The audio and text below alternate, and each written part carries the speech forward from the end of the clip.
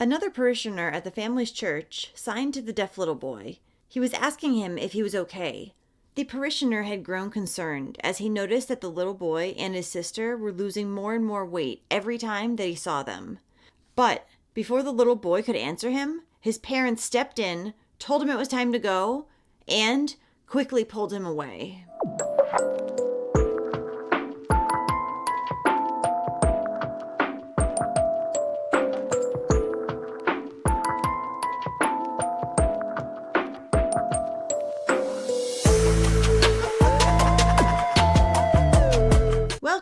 Welcome back. I'm Cassie, and this is A Wicked World. The story that I have for you today is one that was recommended by one of you, so thank you for the suggestion. It's one that I personally had never heard of until I started researching it, and I'm surprised that I have not heard of it. Two children, siblings, who came to the United States thinking they were going to have a better life than they did in the country they previously lived in, Ethiopia. But instead, they would live in a home that would fill them with terror each and every day. What these two children went through was absolutely appalling, and it made one of them lose their lives. This is the story of Hana Williams.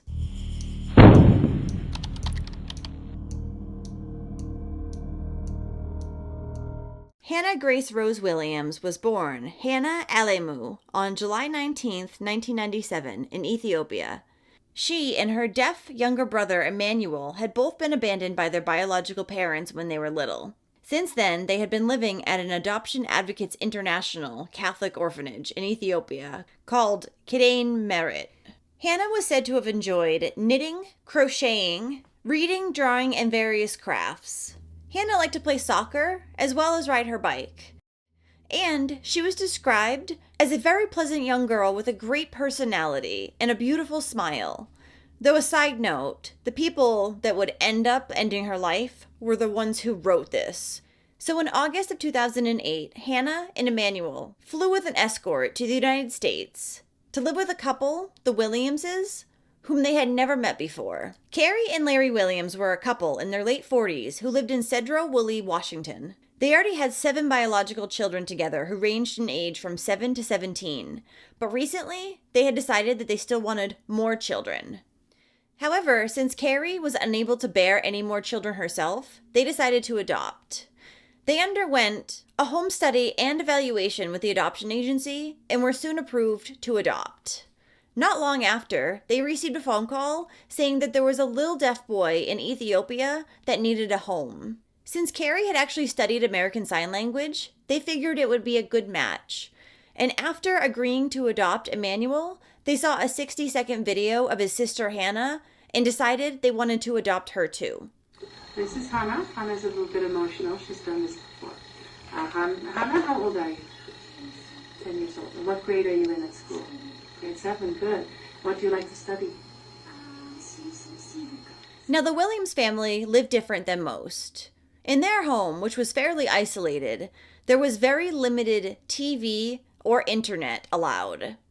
They also homeschooled their 7 children and didn't socialize very much. The Williams were also devout fundamentalist Christians who had grown even more fundamentalist over the years. Larry was even giving sermons out in the backyard at this point. And Carrie had gone from wearing pants to only skirts and dresses. She also did not believe that women should wear swimsuits or, get this, vote. And partially due to these religious beliefs, the couple thought that corporal punishment was appropriate for their children. Now, had the adoption agency known that that's how they punished their children, they would not have let them adopt Emmanuel and Hana. But they didn't know. At first, it seemed like everything was going great for the family and their new children. A social worker from the adoption agency would stop in from time to time and see how things were going. Emmanuel had learned to sign with his new siblings, and Hana had been reading books, and her favorite was Little House on the Prairie. Hana had also gone from a slightly underweight 77 pounds when she first arrived in the United States to a now 105 pounds 6 months later. But after the children had been living with the family for 6 months, the adoption process was considered final. This meant that social workers would no longer go out to the home to check on Emmanuel and Hana, and That also meant that not only would the two siblings start to be treated differently from the other children, but they would go through hell. Friends and neighbors started noticing that Hana would often get excluded from activities with the family. And if she was going on walks with them, she would trail behind. If the children were playing in the driveway, she would hang off to the side of the driveway. And Carrie had started to complain to friends and acquaintances that Hana was rebellious and didn't listen to her. She was also upset that Hana had started her period shortly after she arrived in the United States, and she said she expected to adopt a child and not a full-grown woman. She knew she was 11, though, so she has other daughters. She should have expected that. I don't know what she was looking for. When others recommended that maybe Carrie call the adoption agency and see if they could help her with Hana, she said, "I don't wish her upon anyone." Hana's life soon became a series of daily and escalating punishments. She was forced to sleep in a barn that was more than 80 feet away from the main house. Then sleeping in the barn soon turned into sleeping in a locked, dark shower room, and finally, Hana was made to sleep in a locked 4x2-foot closet. This is where Hana would spend much of the last 6 months of her life, sometimes confined as long as 24 hours at a time, while her parents blasted in Bible sermons and religious music. Though Carrie would later testify that it was only for as long as 10 hours, not 24. Doesn't make it much better. Now, Hana was a carrier of hepatitis B, and one time, while she was having her period, the Williamses accused her of smearing her menstrual blood on the bathroom walls. So she was made to use an outdoor porta potty that was behind the barn that only got cleaned once or twice a year. And Hana was also forced to shower in the front yard under the cold water from the garden hose in full view of the entire family. There were also times that the family would not speak to her at all for as much as 2 days at a time. Now, Emmanuel had it a little bit better than his sister, but he was also hated and abused by his new family. If Hana or Emmanuel acted rebellious by Carrie's terms, whatever those terms were, then they would be forced to go outside, even if it was freezing, raining, or snowing. And what she fed the children was horrible too. It would be cold leftovers with frozen vegetables on top of it, or sandwiches that had been purposely soaked in water. And the punishments just got worse from there. Carrie actually had come up with quite a few ridiculous reasons to punish Hana. If Hana argued with Carrie about the clothes that she picked out for her, which she probably would because she wants to do it herself, she's 12, then Carrie would punish her by only letting her wear a towel and sometimes making her go barefoot as well. And Hana's beautiful braided hair that she was so proud of, Carrie shaved off.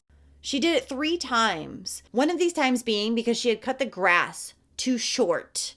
Hana and her brother were also not allowed to participate in birthdays or Christmas. Sometimes they were even made to sit outside while the family celebrated with their biological children.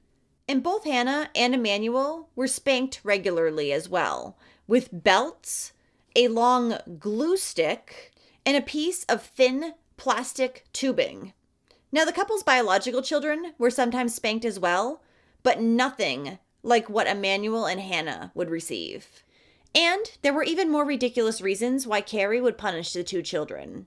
This included getting anything wrong on their homework, standing in the wrong spot, and sneaking food because she often withheld food from them, so who wouldn't? Emmanuel was eventually forced to sleep in the bathroom like his sister as well. And not long after he had arrived at the Williams house, he had started wetting the bed, probably because he was scared of the things that had started happening. But the Williamses thought that he did it on purpose and would make him immediately get out of bed and go outside and shower in the freezing cold water that came out of the garden hose.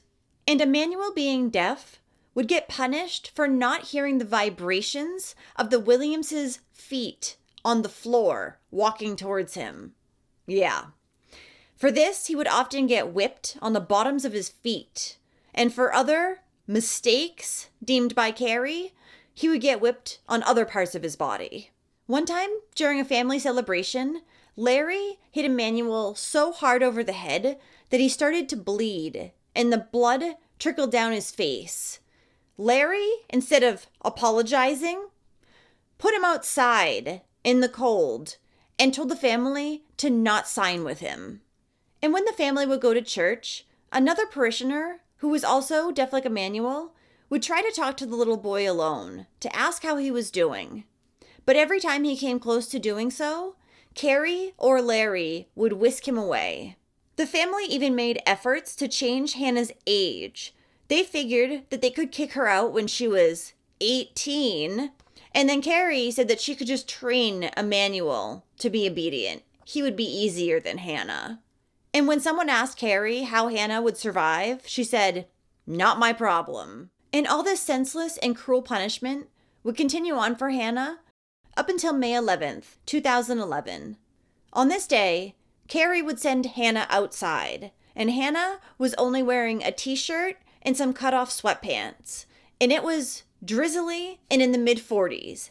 And at this point, Hannah was extremely thin and malnourished, which made it feel even colder outside. Hannah had been sent outside that day as punishment, and Carrie told her to do jumping jacks to stay warm. Later on, when Carrie decided it was time for her to come back inside and she started to call Hannah, she claims that Hannah was disobedient and decided she didn't want to come back in. Right, because after standing out there for that long, freezing, she wouldn't want to come back in and be warm. No.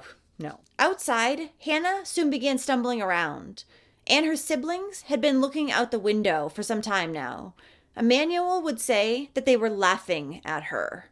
Hannah would soon start removing her clothing while she was still outside in the cold, something that's known as a hypothermic paradoxical undressing.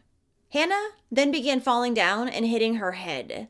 She would get back up, but Carrie thought that she was just faking it and pretending that she couldn't walk when she would fall down yet again.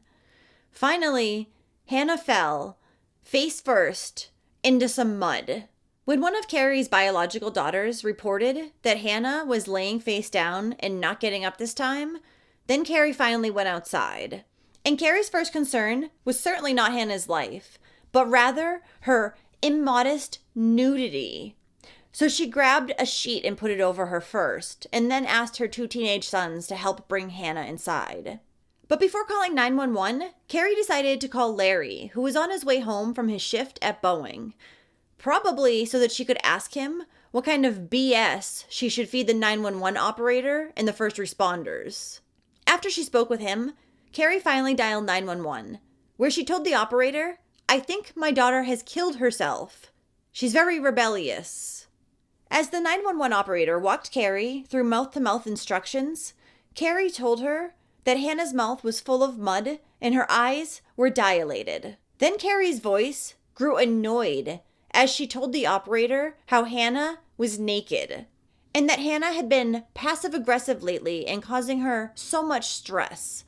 She sounds like McLean, Dakota Collins's dad. I just don't understand what could make you hate a child that much. Not only do you kill them, but then you sit there and act like they are totally vile and disgusting and like you hate them after they're dead. What is wrong with these people? The paramedics arrived soon after midnight, and Hannah was rushed to Skagit Valley Hospital. She was severely underweight, her head had been recently shaved, and her body had scars from the repeated beatings with a plastic plumbing hose.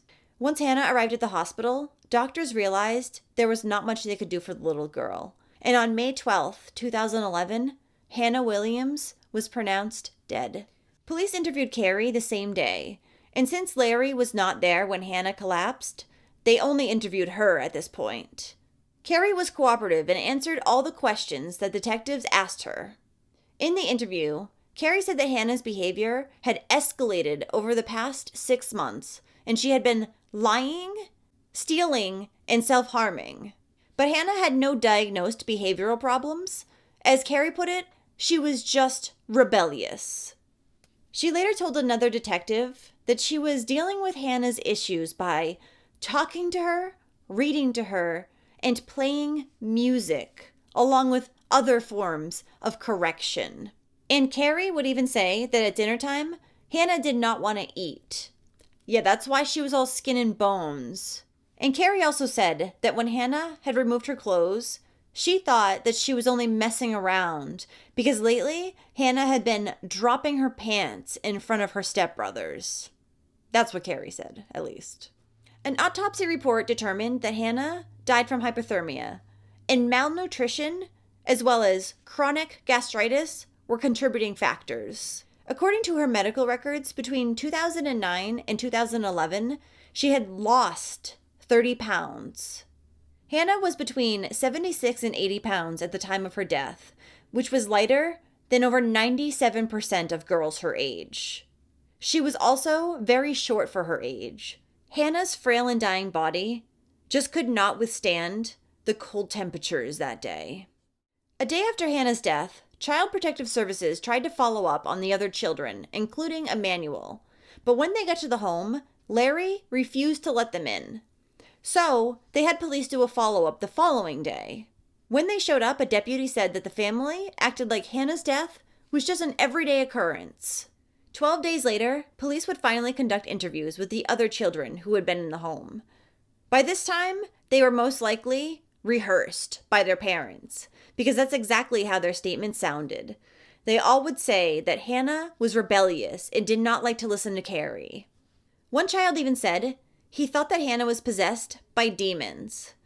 And 2 months later, in mid-July, CPS would receive an anonymous tip saying that Carrie did not like her adoptive children, and that Emmanuel was being treated just as bad as Hana was now. CPS launched an investigation, and all 8 children went into state care.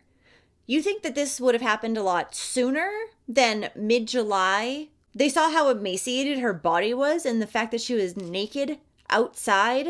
Like, obviously there's something going on here, not normal. Why was this not investigated a hell of a lot sooner? And then it wouldn't be until September 29th of 2011 that Larry and Carrie were finally arrested and charged in Hana's murder. They were charged with homicide by abuse and first-degree assault of a child. The second one being because of their mistreatment of Emmanuel. When detectives searched the Williams' house, it did not look like 8 children had lived there. It was extremely neat and tidy. Detectives found a fundamentalist Christian child-rearing book called To Train Up a Child. This book gives advice to parents on raising children to obey without question. And it recommends that in order to get your children to obey you, you start spanking them as early as only a few months old. Yeah, ridiculous. This child training book has also been implicated in other children's deaths as well. A little boy in North Carolina and a girl who lived in California. Apparently the book's concepts had been diligently applied to all of the children because they would tell investigators that they did not misbehave because they had been trained. And since their adopted siblings weren't trained at a young age, that's why they acted rebellious. But this book was just the beginning. All 7 of Carrie and Larry's biological children were allowed to participate in the abuse against Hana and Emmanuel. One of Hana's siblings told investigators that nobody liked Hana, but it didn't matter because she was always in the closet anyways. And they really didn't hear her anymore either because she had stopped crying when she got spanked. The children also told detectives that Hana had not participated in homeschooling or family meals for over a year now. In foster care, after Emmanuel and the other children had been removed from the home, a therapist and a deaf child specialist said that Emmanuel was afraid to talk about his time at the Williams' house because he was afraid he would be punished. His language skills were also behind, and he would compulsively apologize for the littlest mistakes, as well as ask his new foster mom why she did not hurt him. Emmanuel even had nightmares about having to return to the home, and he knew that he would have been the next one dead had somebody not stepped in. He was diagnosed with post-traumatic stress disorder. Then in November, Larry and Carrie were also charged with first-degree manslaughter by domestic violence. This meant that their offense, Hana's death, was part of an ongoing pattern of psychological, physical, or sexual abuse. Now, prior to Carrie and Larry's trial, Hana's body would need to be exhumed, and doctors would measure her teeth to try to find out what age she was. Her age mattered because the couple had been charged with homicide by abuse, and in homicide by abuse, the child has to be 16 years old or younger. Adoption records say that Hana was 13 years old, but the Williamses and their attorney were trying to say that she was older than that. 2 dentists examined Hana's teeth, and it was determined that at the time of her death, Hana was 16 years old or younger. So, the charges stuck. Carrie and Larry Williams' trial would begin in July of 2013. One of the first people to take the stand would be Hana's little brother, Emmanuel. A sign language interpreter helped him speak in front of the jury.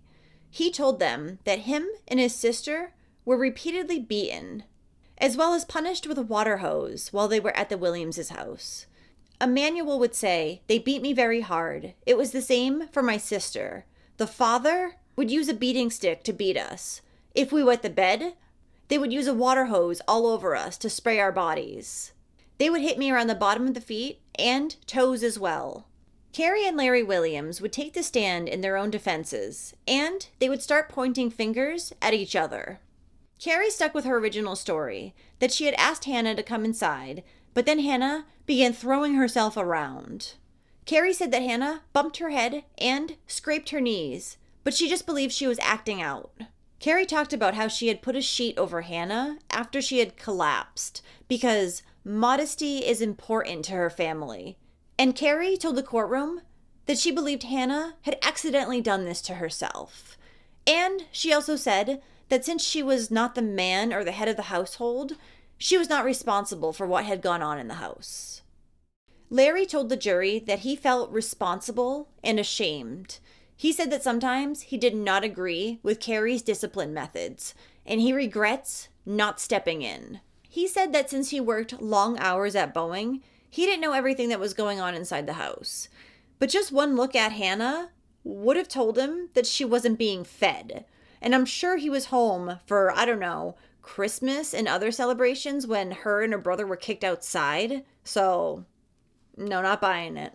Larry's attorney said that Carrie should be the one to spend decades in jail because she was the primary actor in all the mistreatment of Hana and Emmanuel. Emmanuel's new foster mom also took the stand, and she said that when she took the little boy in, he was rail thin and covered in scratches. On September 9th, 7 weeks after the trial started, Carrie and Larry were found guilty on almost all of the charges brought against them. First-degree assault of Emmanuel, manslaughter of Hana, and, for Carrie, homicide by abuse. On October 29, 2013, Larry was sentenced to 28 years in prison, and Carrie to 37. After Hana's death, the adoption agency that had placed her and her brother with the Williams family made some changes, and their post-placement reporting procedures will now last a year instead of only 6 months.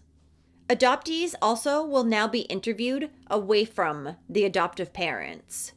And families must now contractually agree that if the post-adoption reports are not filed, that the adoption agency can call CPS or the police.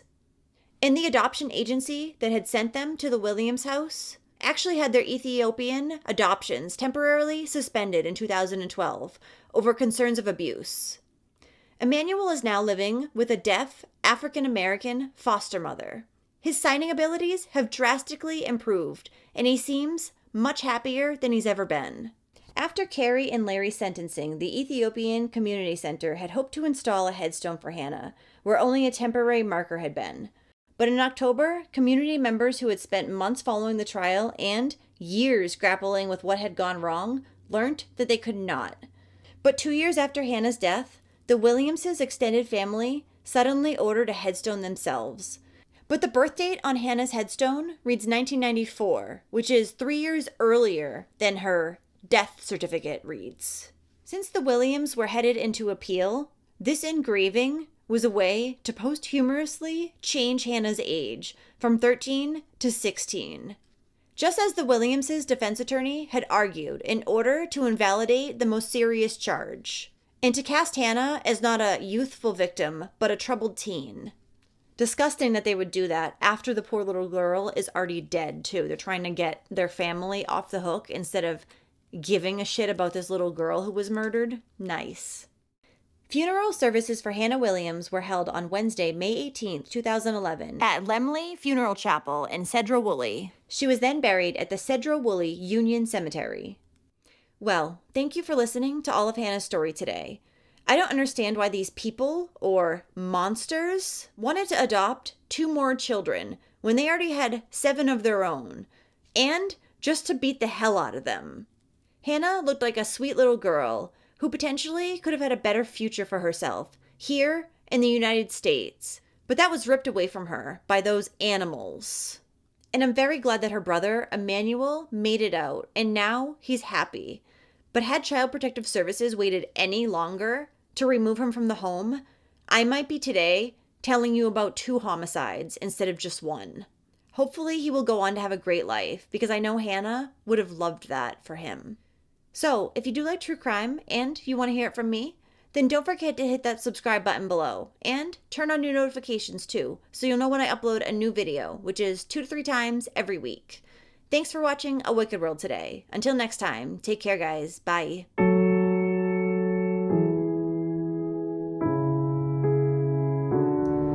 Thank you for being patrons of A Wicked World. Adina, Allie, Amy, Angela, Angie, Beatrice, Carrie, Catherine, Danielle D, Danielle H, Drew, Frank, Hanorama, Hannah, Kara, Lori, Linda, Marion, Mary, Mel, Melissa, MJ Kelly, Neoma, Ray, Shayna, Cheyenne, Stephanie, Susan, Suzanne, and Tammy. You guys rock. Now, there's even more of A Wicked World on Patreon. You'll have access to exclusive videos each month and more. Any support truly helps to make sure the victims never get forgotten and to highlight the shortcomings of society associated with each case. So check it out at patreon.com/awickedworld or use the Patreon app.